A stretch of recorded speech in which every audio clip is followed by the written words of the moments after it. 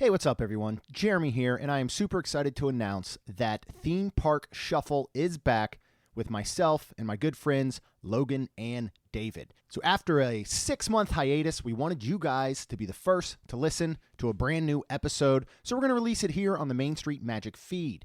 But after this, if you want to continue to listen to the Theme Park Shuffle, which will be coming out brand new every single month, you'll have to go out and subscribe to Theme Park Shuffle on whatever your favorite podcasting platform is. So without further ado, here is Theme Park Shuffle, episode 23, Music Challenge. We hope you enjoy.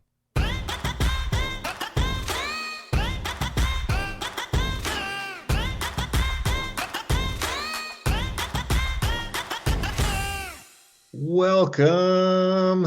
The boys are back in town. That's right. We got the band back together for another episode of Theme Park Shuffle, episode 23. Now, nothing's been revealed about the theme for this one. For those of you who follow us on social media, you saw that we revealed what each person was going to be working with on this challenge. But the challenge itself is the music challenge. So the challenge is to create either an adults-only bar, family-friendly restaurant, or quick service / buffet using the theme music. Prior to this episode, we shuffled to determine which of the three options our host would be required to use, and the results were David got the adults-only bar. Lucky thank goodness. You. Thank goodness. Lucky you. Of course it would go that way. Myself, Logan, got the family-friendly restaurant. And last but not least, our ace of hosts, Jeremy, got the quick service / buffet. So he technically could choose which of the two options he wanted to use. And this particular challenge is a little different than the ones we've done in the past because no one was required to work with an existing location. And the theme of music can be very broadly interpreted. Now, before we jump right into our challenge, it's been a while, guys. So I think all of us just want to kind of say hello, reintroduce ourselves in case you've never listened to the Theme Park Shuffle and you're stumbling upon it for the first time, or just a friendly reminder since it has been months since our last podcast. So for those of you who don't know, I am Logan Zawacki, project manager at Sally Dark Rides, and one of the three hosts here on Theme Park Shuffle. David, take it from there. My name is David King. I'm completely unqualified to be doing this podcast as I in no way work with theme park stuff at all. My day job is a critical care paramedic on an ambulance. And I just love doing the show and trying to come up with wacky ideas at the last minute. Love it. And Jer Bear. What is up? So good to see you guys. Jeremy Stein here, one of the co-hosts of the Main Street Magic podcast, which deals with Disney, Universal, podcast producer for a couple other podcasts and things like that. I don't work in theme parks. I don't technically work with them, but I visit them a lot and I talk about them a lot. So I guess that's my only qualification here. We are one of Jeremy's 400 podcasts that he's a participant in. Exactly. It's very tough being a professional podcaster. Well, it's awesome to be back with you guys and doing this. It had been since I think February, and in the last episode actually was the Bluey one that you two did. I know schedules have always been a little bit crazy, but yeah, we're ready to get back into this thing and try and knock one of these out a month because it's a lot of fun, and it's I know for me it's a cool like reprieve from all the other kind of podcasting and stuff because this one get to be creative, so it's pretty cool. Absolutely. Yeah, I am very happy to be back here with you guys.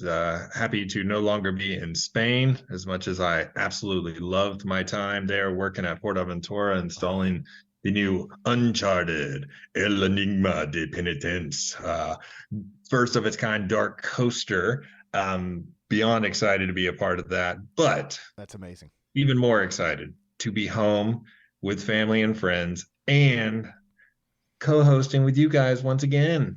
Well, that is very nice of you to say that you'd rather be hanging out with us than in Spain. Well, he'd rather be with his family. We're a Yes, secondary. yes, yeah, and I don't blame him for that one. That's all good. But hopefully, now that you're back in the continental USA, we should probably be able to do this a bit more regularly. Yes, I would hope so. Yep, and one of these days we're doing that in person episode. Yes. So Yes, we that'll will. be fun. We'll Let's line that do one it. up here soon. Yes, indeed. Absolutely. All right. Well, David, Yes. would you like to kick us off with your adults only bar? I will. I'll be honest with you. I wasn't particularly excited about this one at first, but I got a dose of inspiration this afternoon in the form of we're having a contractor come to our house to do some work. So I was doing some prep work in my house and was blasting music. And it dawned on me that I can't pick like a band or a this or a that, but I can pick a style. And the style of music that I tend to listen to is punk music, punk or even pop punk if I'm feeling a little emotional that day. And when I think of punk, I think of one place, and I'll get to what this is going to be. But first, let me tell you where I'm going to put it. I feel like what I'm going to do fits in City Walk very, very well. And I'm going to take over the Red Coconut Club. Ooh. I'm taking over the Red Coconut Club for two reasons. The size is about what I want it to be, and it's close to Hart and Huntington Tattoo. And the reason that I want it close to the tattoo shop is because I am reopening the legendary punk club CBGB's. I am going to do CBGB's in City Walk of Orlando. For what you guys, if you guys don't know, CBGB's is the world famous home of punk rock. It was founded in 1973 on Bowery in Manhattan. It became known for bands like the Ramones, Blondie, the Talking Heads. In the 80s, it became known for hardcore punk. And in the 90s, it was the jumping off point for bands such as Green Day, one of my favorite bands that there is. CBGB closed in 2006. Patti Smythe was the last show that played there. So I want to bring pretty much an exact replica of the original CBGB's to City Walk. I want the outside to look like the exact facade, which is a black and white plaster surrounded by brick with the very well-known red and white awning and the familiar CBGB OMFUG logo. I'm also going to have the numbers 315 on it, which represents 315 Bowery, which was the original address of the music venue. This is going to be a live music venue. There's going to be basically a stage, a bar, and a big open area, just like the original CBGB's. And if you've ever seen pictures, I highly encourage you to Google them.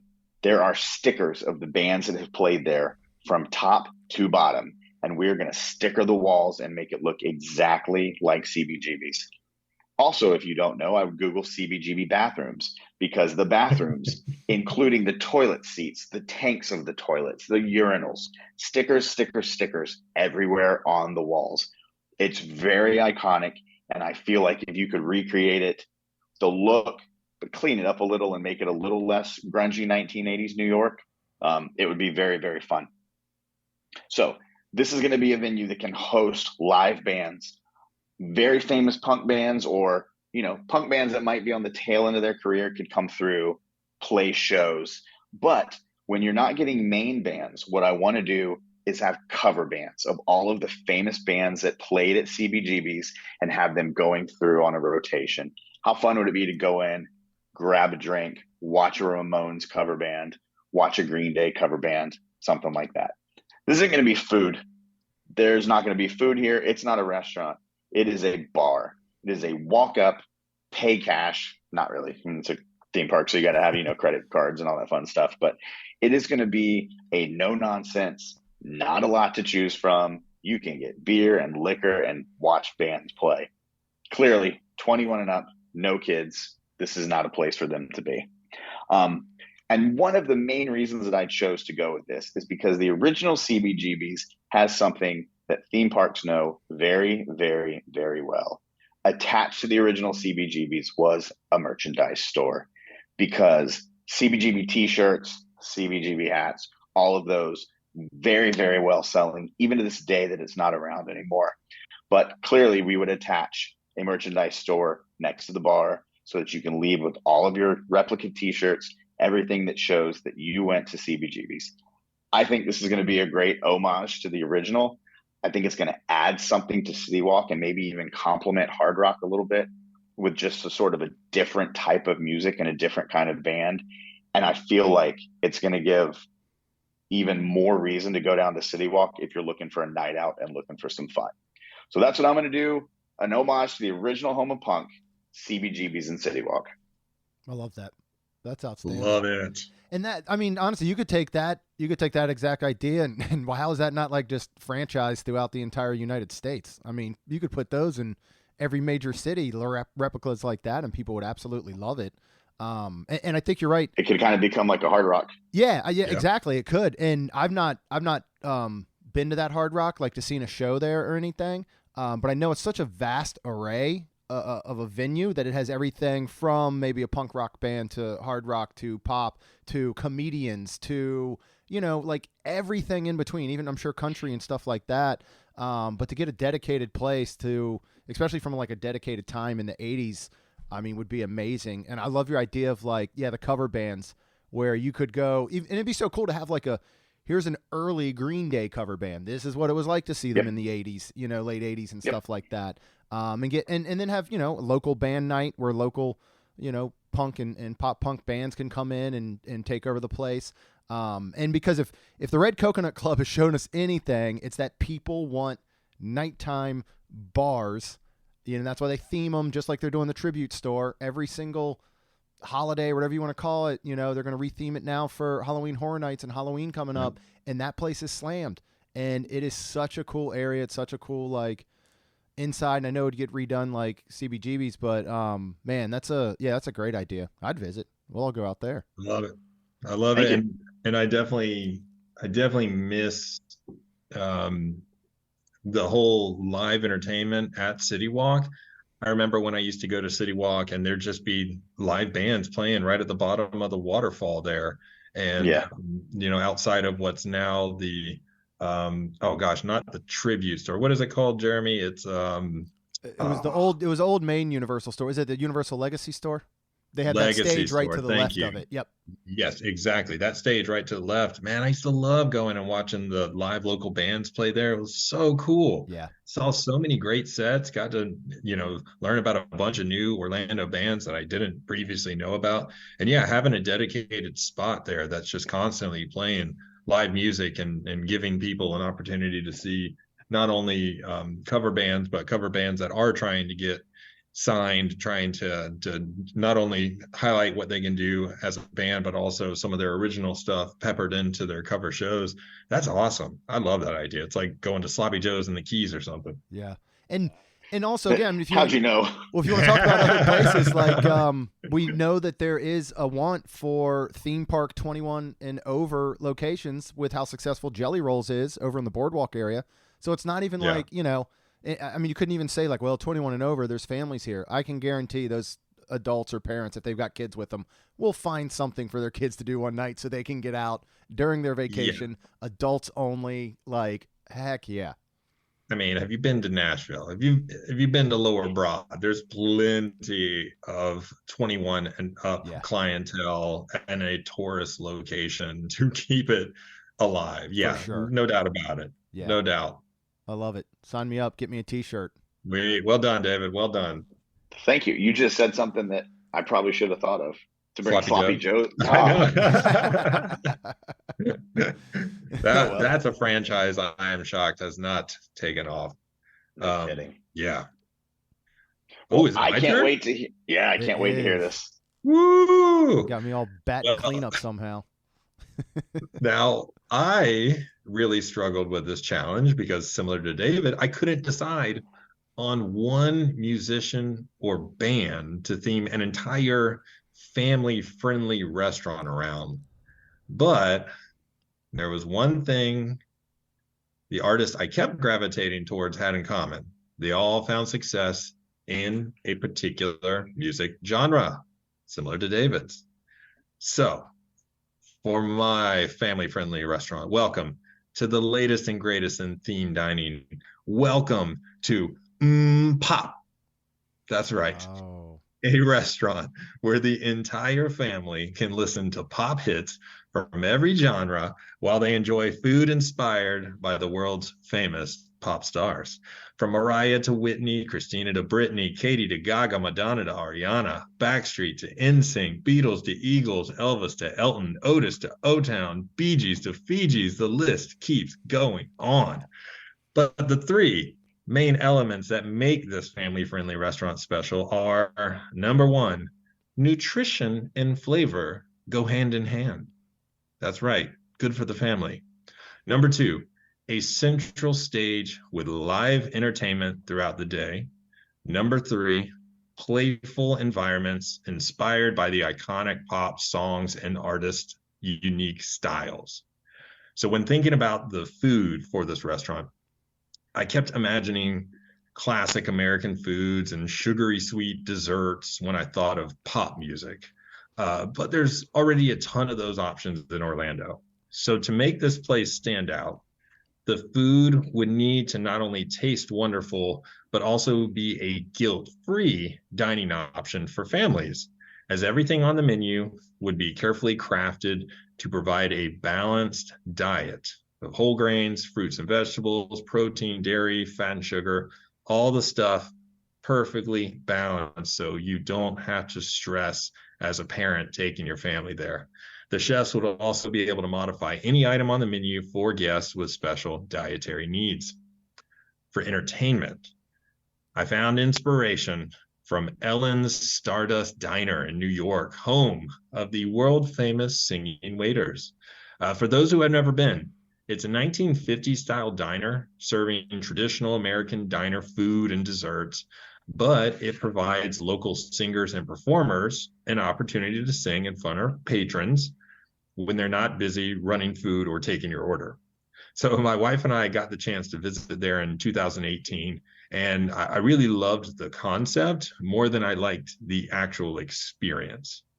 At Pop, there would be dedicated performers and dedicated wait staff to ensure the highest quality dining and entertainment experience. So let's for one separate those. So I'm not worried when I need a refill that my waiter is about to do, a 5-minute song. The layout of the restaurant would find inspiration in the 2-story design at Stardust Diner, with the second floor wrapping around the perimeter of the restaurant, leaving the central area open so guests upstairs can watch the performers down below. The biggest difference at Pop is that the performers would have a dedicated stage on the bottom floor that's visible to all guests, and the overall design of the dining area would enhance the listening experience instead of making it so loud that it's impossible for guests to hear each other. Performances would consist of 20-minute sets at the start of every hour. The set list would consist of the most fun-loving songs that make you want to dance and sing along with the performers. Lastly, the themed environment will be unlike any other music-inspired restaurant in Orlando because it will capture the feel of pop music without becoming a museum full of pop music artifacts on display. So energetic colors, patterns, textures, fabrics, graphics, and three-dimensional set pieces are artistically represented through some of the most iconic looks in pop music history, such as Katy Perry's California Girls candy outfits, or Elton John's sequin Dodgers uniform, or Prince's Purple Rain outfit. So all these different looks actually inspire the surrounding environment, allows a little bit of interactivity for the guests as well. And at the end of the day, the most important part is that it remains family friendly and nothing too inappropriate. But what about after the kids have gone to bed? After 10 p.m., Pop goes full bop when it switches from a full service restaurant into a late night karaoke bar, exclusively playing, you guessed it, pop music. The stage also allows for the possibility of hosting private or unannounced shows when celebrity pop stars happen to be visiting Orlando. Maybe they're performing at Food and Wine, and Joey Fatone and Ryan Cabrera and Lance Bass come over and then have a little late night set at Pop. You never know. You don't know what happens in Orlando. So many celebrities traveling through. You never know. So, and when it comes to the menu, I didn't put too much thought into the actual menu, but I did have fun with some of these featured items. So on the food menu, you have the Strawberry Fields Forever salad, the Gaga 8-ounce meat dress, the the Spice Up Your Life shepherd's pie. It's not right, but it's okay meatloaf. The Take on Me tacos, the Hot in Hair chicken wings, the Lady Marmalade coconut shrimp, the Call Me Maybe mac and cheese. One of my favorites, the Bye Bye Bye Bond Me.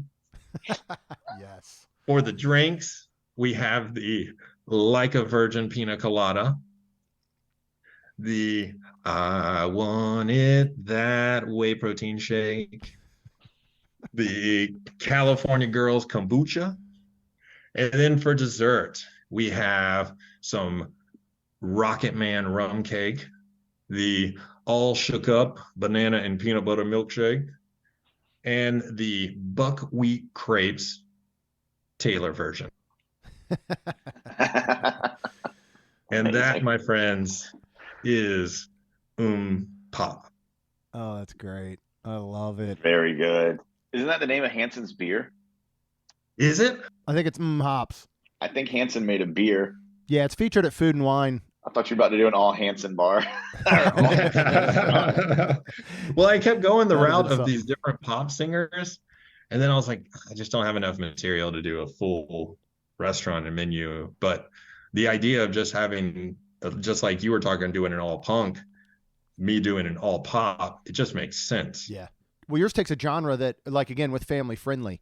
I mean, I can tell you right Yeah. now, because Lacey is obsessed with Taylor Swift, that I've gotten into listening to her. And then when that, like, just radio station comes on, like, I find out not turning it off with a lot of the other artists. So it's something that here my 13-year-old daughter's listening to, and then me as an almost 44-year-old man can listen to most of it too and be like, okay, I like this. So again, it's like such a genre and from so many decades and ages too that, like, Yeah. everybody can enjoy it. I mean, every artist you list, I guarantee you can find at least one, if not several songs that an entire family can sit in a car and listen to and not be like, can we turn this off? I don't like it. So that really brings that whole like variety into that. And then I love that you said something about the sound and, you know, having that kind of lower level and all, because like I love to go see live music. I hate when I go to eat and then there's live music there just pounding me in the face and I can't even Yes. talk to the person Yes. next to me. That's how it almost always is. Yeah, nobody's created that midpoint where you're like, I want to see live music, but I also want to be able to enjoy the people that I'm with.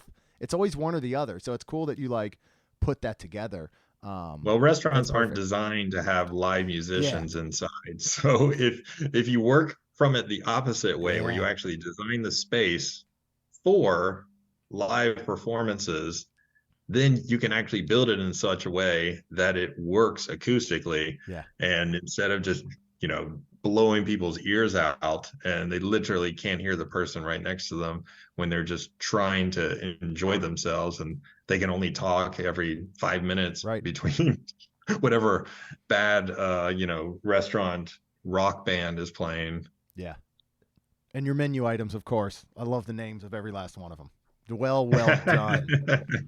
I was cracking up. It's great. Oh yeah. That was fun, man. I really feel like if this existed, this would be such a cool place to go, and it's totally a place that I would see so many of the incredibly talented artists, Oh yeah. performers. You know, I mean, just think of all the people who work at Disney and Universal and participate, and then they want to go do some sweet karaoke afterwards. And Oh, yeah. gosh, it'd be so fun. Yeah. I mean, when we were at the Marriott, I can't remember which one it was, Grand Lakes, back towards the end, beginning of the summer, they had live music one night, and it was a piano player. His name was Blake.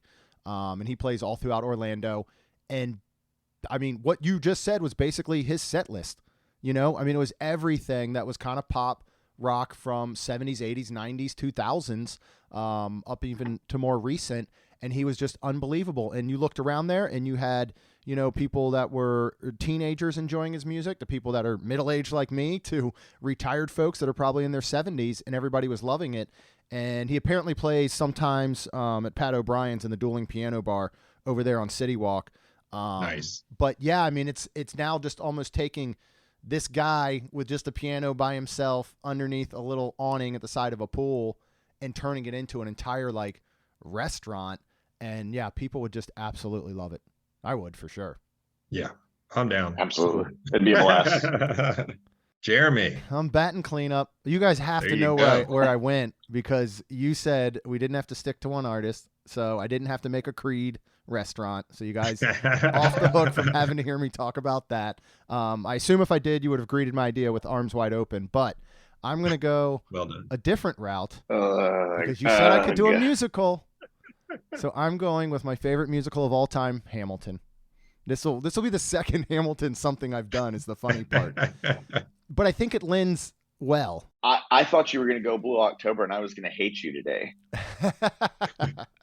Nicely done. Oh, there's so many great puns Thank you you. can get out of this whole thing, and I might have a few coming in my idea. Can't wait. You know, this, I mean, I think this is something that would potentially go at like Disney Springs. I didn't want to put it in a park. I didn't want to take over Regal Eagle, just say, but I want this to be a quick service in the style of Polite Pig, which is a quick service that feels like a sit down because of the quality, the atmosphere, and the fact that you go in, you order like a regular, you know, it's more fast casual than quick service. You order, they give you your little beeper, you go find a table, and then a waiter or waitress actually brings out all your food to you. And then while you're sitting there, if you need something else, they'll go ahead and just place that order for you.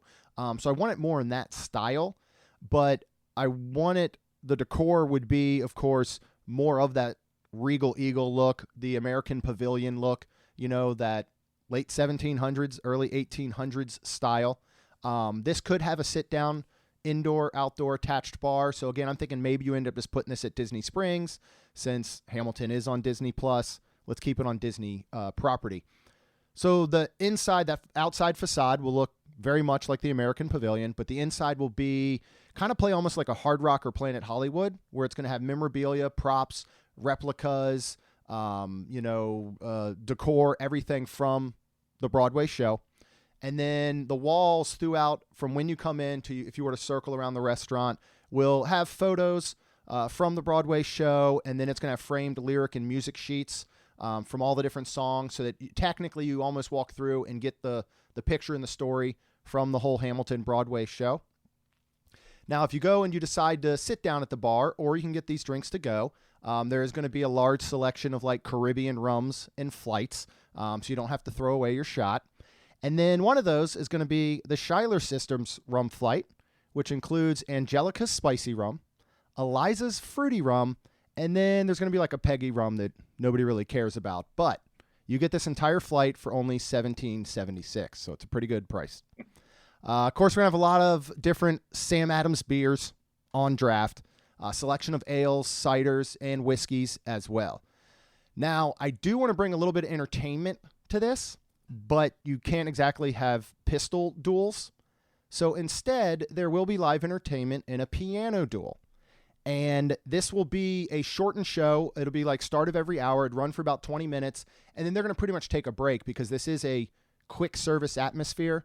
So we do want people to come. Maybe they enjoy some of the show, and then they have some time to eat before they leave. But they will be playing the Cabinet Battles number 1 and 2 from the Hamilton soundtrack. So again, this is dueling, back and forth, battling between two dueling pianos. So that's kind of the decor. I spent probably more time on menu ideas. Not sure if they'll live up to some of Logan's over there, but first one, there is an appetizer. Of course, you can get the Aaron burrata salad with heirloom tomatoes. It's going to have watermelon and arugula and a creamy colonial dressing. You can get the Hercules Mulligan stew. This has meat, potatoes, and veggies, because it's going to feed just the strongest of appetites. Next, one of the main dishes is the Alexander ham and cheese pressed panini. This is going to have ham, slow-cooked Caribbean jerk shredded pork, and cheese with a mango barbecue dipping sauce. So paying homage to his, Caribbean upbringing. I did a lot of Wikipedia to find out some of these different things where people are from and all. We've got King George III's fish and chips, which many guests have described as awesome. Wow. We got Lafayette's duck confit sandwich with Camembert cheese, French lettuce, and a pear jam. There's a John Lawrence burger. So this is one I did some research on because he grew up in several areas. And this is going to pay homage to everywhere he spent. So this burger is going to have a Southern-style barbecue sauce because he was born in South Carolina. Later, after his mom died, his father moved him and his brothers to school in Switzerland. So this burger is going to include Swiss cheese.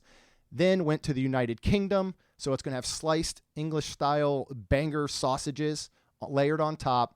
And then he ended up back in America. So we'll go back with that nice just grilled beef burger patty. Then we have a kids menu, which has a Philip burger. So this is a pretty plain burger, but it has a station that the kids can go to with the 10 condiments. So these will be fun sauces to flavor their burger however they want, like ketchup, different flavors, ketchups, mustard, barbecue sauces, ranch, dressing, and more. And then finally, you got to have dessert. So we have George Washington's cherry pie, which has a homemade flaky crust, which will rise up when baked.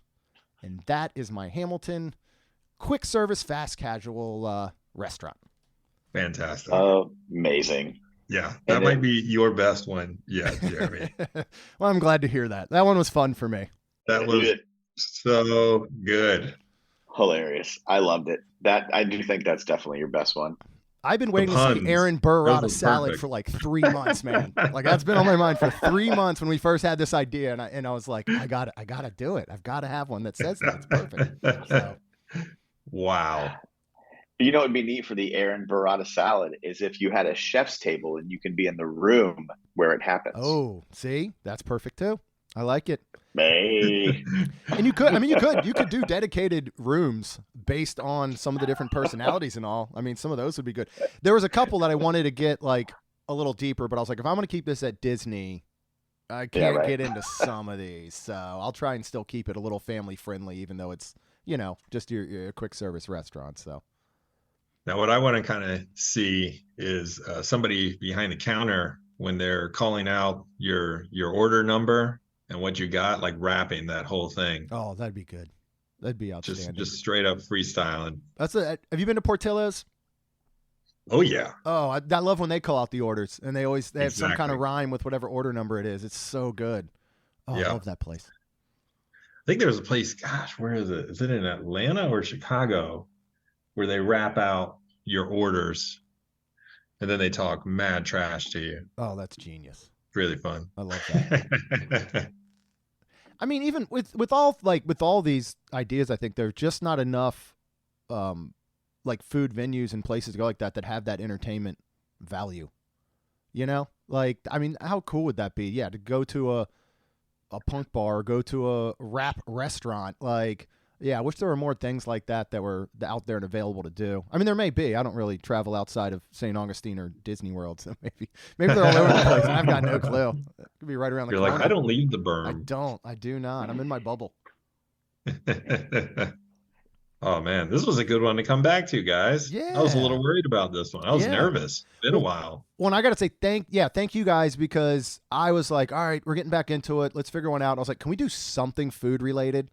Like, that gets me a little more in my wheelhouse normally. So I do appreciate you guys going along and saying, yep, let's come back strong with a food one. So next episode, we'll redesign an entire park. Yeah, right. Yeah. Oh my God. I didn't see that coming. Just kidding. Yeah. Oh, yeah. I love how we have a food thing and mine didn't have a stitch of food in it. That's right. You got the no food. That's David King bar, straight bar. Yeah. I mean, in a place like that, I don't think you want to be eating. So there's a Dirty Water hot dog vendor on the sidewalk outside of it. How about that? Say, you could do that. Yeah. Actually, that actually wouldn't be bad. That would be fitting. Well, they have that. They have the hot dog place that's right near there. So maybe that's a little combo. I think it's almost right across this. It's almost right across the sidewalk there from Red Coconut Club. The Red Coconut? Yeah. It's like down just a little ways. It's up on that upper level area where Pat O'Brien's and Bob Marley's and Coconut Club and all that stuff is up at there. Can't remember exactly what it's called. It's some hot dog joint though. So that might be fitting. You don't even need to have food. Just send everybody over there. There you go. Like half price hot dog with a ticket stub or something. There you go. Look at you, ever the businessman. Hey, doing what I can. Sweet. Well, that was fun, guys. That was Let's awesome. do this again. Sooner. Will. Yes. Yes, Hey, we will. we definitely should. We should like post this somewhere or something and let like people listen to it. That's a great that'd be idea. fun. Oh, so I should have pressed record. Too late. I'll get it up there. It's coming, everyone. Don't you worry, David King. It's coming. You should have, because I'm not doing it again. This will be cool. This will be good to get back out there, and with this, you'll be able to find this on any of the, of course, podcast feeds. I mean, you probably already found it if you are listening now, but we'll get this on the new website at mainstmagic.com as well, because we're gonna have a new theme park shuffle little landing page there, so you can go listen there or any of the podcast feeds. And usually, I'm trying to take over David's job. He does the outro work. He's good at it. What else you got? I was just sitting there letting you roll, man. You were doing great. I've been so enthralled with trying to redo everything in the website and all. Is like it just starts coming out of me. I hear you. But if you want an outro, I know a guy. Ooh. Thank you guys so much for listening to us and not forgetting us. It hasn't been you. It's been us, really. And we're really sorry for being so distant. Life gets in the way sometimes. But we knew we were going to come back to you at some point. We're like a boomerang. You could try to throw us away, but here we come. We're coming right back. Thanks for putting up with us while we knocked the dust off to see if we remembered how to do this thing. Couldn't do this without all of the listeners. Thank you so much. Don't ever forget, hit us up on the social media. Go through the Main Street Magic. You can find me and Logan on Main Street Magic. We like to chat to people. Obviously, that's why we like to hear the sound of our own voice doing this. But thank you again so much. We love you guys. So glad to be back. And I promise you it's not going to be half of a year this time. So for my co-host, Logan. Sayonara. Jeremy Stein. Peace out. I am David King, and we are out of here. Thank you.